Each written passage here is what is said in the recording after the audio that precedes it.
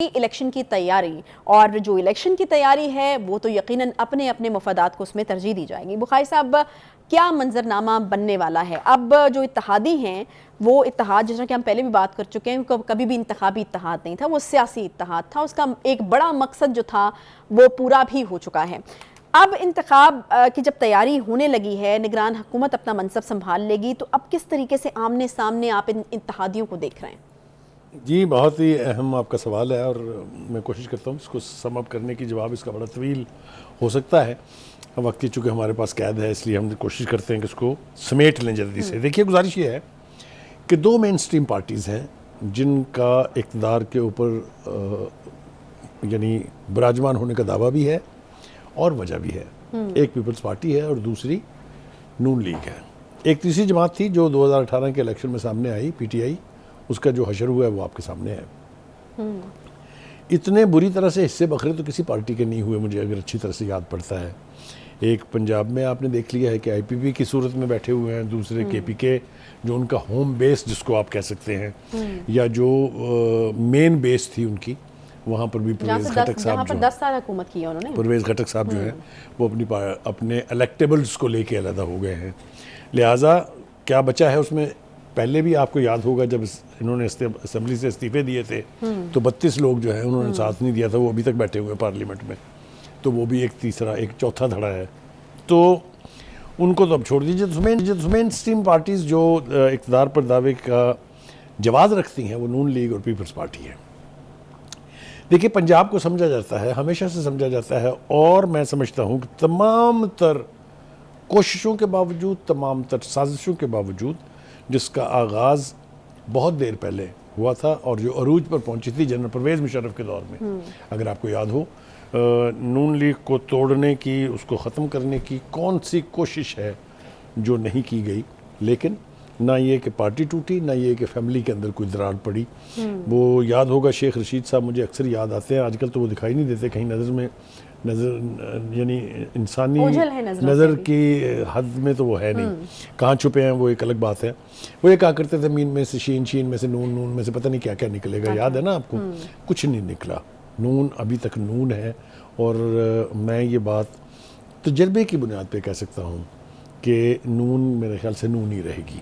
اچھا، having said that, کوئی ایک ایم پی اے، کوئی ایک ایم این اے جو ہے وہ پارٹی چھوڑ کے نہیں گیا، تمام تر اٹریکشنز کے باوجود، تمام تر کوششوں کے باوجود۔ سو پنجاب از ہوم بیس۔ یہی وجہ تھی کہ آصف زرداری صاحب نے بجائے اس کے کہ وہ الیکشن کے دوران اس کو ٹیسٹ کر کے دیکھتے، انہوں نے دبئی میں جو ملاقات ہوئی نواز شریف صاحب سے، یا اور جو ملاقات ہونے والی ہے، اس میں تقاضا یہ تھا کہ آپ ہمیں تھوڑی سپیس دیں پنجاب میں۔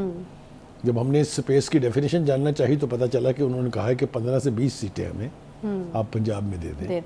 اگر وہ مل جاتی ہیں تو پنجاب کی وہ سیٹیں، سندھ آپ کو پتہ ہے ویسے ہی پیپلز پارٹی کا گڑھ ہے جس طرح پنجاب نون لیگ کا ہے، تو وہاں کی سیٹیں، اور پھر ان کو یہ توقع تھی کہ بلوچستان میں جو بزنجو کی پارٹی ہے، بیپ کا جو سپلٹ ونگ ہے، ان کی سپورٹ اگر ان کو حاضر ہوگی اور تھوڑی بہت سیٹیں ان کو کے پی کے سے مل جائیں گی تو وہ خواب شرمندہ تعبیر کر پائیں گے جس کے بارے میں کہا گیا کہ بلاول بھٹو زرداری ملک کے آئندہ وزیر اعظم ہوں گے۔ یاد ہے نا آپ کو کہ نہیں؟ بالکل یاد ہے بخاری صاحب، لیکن اچھی خواہشات کا ہونا بالکل کوئی مذائقے کی بات نہیں ہے، لیکن مجھے سمجھ نہیں آ رہی کہ وہی سپیس دے کر کے نون لیگ بالکل مد مقابل ہے ان کے، اگر وہ سپیس نون لیگ ان کو دے دیتی ہے تو پھر تو ان کے لیے مقابلہ ٹف ہو جائے گا یا سخت ہو جائے گا وزیر اعظم کی دوڑ کا جو ہے۔ مجھے آپ کے انٹیلیجنٹ ہونے کے بارے میں کبھی شبہ نہیں رہا، تو نون لیگ کیوں دے گی؟ ہاں ظاہر ہے، بالکل یہی ہوا ہے جو آپ نے اپنے انداز سے بیان کر دیا ہے کہ نون لیگ آمادہ نظر نہیں آتی ان کو وہ سپیس دینے کے لیے جس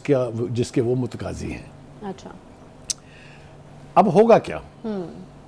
اب ہوگا یہ کہ سب کو اپنے اپنے گٹس جو ہیں اور اپنے اپنے جو یعنی پاور بیسز ہیں اس کے بلبوتے پر آئندہ الیکشن لڑنا پڑے گا۔ ایک امپورٹنٹ پولیٹیکل پارٹی ایلیمینیٹ ہو چکی ہوئی ہے آلموسٹ، ٹھیک ہے، جس کا نام پی ٹی آئی ہے۔ کے پی کے میں صورتحال جو ہے وہاں بھی اب پی ٹی آئی کے حق میں تو نہیں ہے، یہ اونٹ کس کروٹ بیٹھے گا یہ دیکھنا ہے، کیونکہ خیال یہ تھا لوگوں کا، اور خود یہ خیال جمعیت علماء اسلام کی لیڈرشپ کا بھی تھا کہ کے پی کے میں تو اب کھلا میدان ہمیں مل گیا ہے, ہم تو تباہی مچا دیں گے, ہم تو وٹ کٹ دیں گے جس کو کہتے ہیں پنجابی زبان میں. لیکن پرویز خٹک کے اپنے پارٹی کے لوگوں کو لے کے ایک الگ پارٹی بنانے سے میرے خیال سے کافی دھچکا لگا ہوگا مولانا فضل الرحمان صاحب کو اپنی خواہشات کے حوالے سے. ٹھیک ہے, تو اب وہاں بھی میدان سجے گا باقاعدہ. آپ کے پی کی بات کریں, بہت سے لوگوں کا یہ خیال ہے کہ شاید جس طرح آئی پی پی ہے یا پی ٹی آئی سے الگ ہوئے ہوئے لوگوں کے لیے وہ ووٹر جذبات نہیں رکھتا جو کہ پی ٹی آئی کے چیئرمین کے لیے رکھتا ہے یا اصل والی پی ٹی آئی کے لیے رکھتا ہے. آپ کو لگتا ہے کے پی میں حالات مختلف ہیں یا وہاں پر چیزیں مختلف ہیں؟ کیونکہ وہاں پر تو ہمیشہ سے کہا جاتا رہا ہے کہ پرویز خٹک ہی جو ہے وہ کرتا دھرتا تھے اور انہی کے نام پہ ووٹ ملتا تھا. آپ کو لگتا ہے کہ یہ جو چیز ہے یہ نہیں فٹ بیٹھتی ہے کے پی کے حوالے سے؟ یہ بات آپ نے بالکل ٹھیک کی ہے. اگین میں نے جیسا پہلے کہا تھا کہ آپ نے انٹیلیجنٹلی اس سوال کو بھی فارمولیٹ کیا ہے. یس, وہاں پر ایک روایت ہے کہ کے پی کے میں کبھی بھی ایک حکومت کو دوسری دفعہ مینڈیٹ اوپر نیچے نہیں ملا, اور اس مینڈیٹ کے اوپر نیچے ملنے کا 10 سال سے حکومت قائم ہے نا وہاں پہ کے پی کے میں پی ٹی آئی کی, اس کی واحد وجہ جو ہے وہ پرویز خٹک صاحب تھے. تو آپ یہ کہہ رہے ہیں ان کا اپنا ووٹ بینک ہے؟ ان کا اپنا ووٹ بینک ہے, اس لیے میں نے کہا کہ مولانا فضل الرحمان صاحب بھی پریشان ہوں گے اب اس وجہ سے کہا نا میں نے ابھی یہ. تو دوسری بات یہ ہے کہ ووٹر کے حوالے سے میں ایک بات کنسسٹنٹلی کہتا رہا ہوں کہ پی ٹی آئی کو کبھی بھی یہ دعویٰ نہیں کرنا چاہیے کہ وہ گراس روٹ لیول پر ووٹرز کے ووٹ سے جیت کے اقتدار میں آئے تھے. یہ بات شاید میری بری لگے گی کچھ لوگوں کو, لیکن یہ فیکٹ ہے. اگر اس وقت وہ بی آر ٹی کہتے ہیں, وہ میں ہر بار گڑبڑ کر دیتا ہوں, جو سسٹم بیٹھ گیا تھا بی آر ٹی سسٹم نہ بیٹھتا, 2-3 دن تک الیکشن ریزلٹ نہ روکے جاتے. کیا نہیں یہ ہم نے مکس کر دیا. بی آر ٹی تو میں اب ٹرین کی تصحیح کراتی ہوتی نا, وہ جو پشاور کی ٹرین ہے. جی وہ بی آر ٹی ہے. بی آر ٹی وہ نہ بٹھایا ہوتا, لوگوں کو غائب نہ کیا ہوتا, 3 دن تک ریزلٹ نہ روکے ہوتے. لیکن جس کی آپ بیٹھنے کی بات کریں وہ آر ٹی ایس ہے. آر ٹی ایس, آئی سٹ کریکٹڈ. انسانی ذہن ہے نا, غلطی کھا جاتا ہے. آر ٹی ایس بٹھایا گیا, لوگوں کے جو پولیٹیکل ایجنٹس تھے ان کو پولنگ اسٹیشن سے نکال کے باہر کر دیا گیا. کئی جو ریٹرننگ آفیسرز تھے وہ غائب ہو گئے. آپ کو یاد ہے نا وہ سارا کچھ جو ہے. تو اس لیے میں نے کبھی یہ نہیں مانا کہ 2018 میں الیکشن کی جیت جو ہے وہ گراس روٹ لیول پر ووٹر کے ووٹ کی وجہ سے پی ٹی آئی جیتی تھی. دوسرا امکان یہ ہوتا ہے کہ آپ جب اقتدار میں آ جاتے ہیں تو پھر آپ اپنے M N A M P As کو کہتے ہیں کہ وہ جائیں اپنے حلقوں میں کام کریں جا کے, تاکہ لوگوں کو یہ باور کروائیں کہ یہ حکومت جو ہے یہ آپ کے مفادات کا خیال رکھنے کے لیے آئی ہے. اس کی تو فرصت نہیں ملی. ہم نے یا لانگ مارچ کیے, یا ہم نے دھرنے دیے, یا ہم نے مظاہرے کیے, یا ہم نے احتجاج کیے.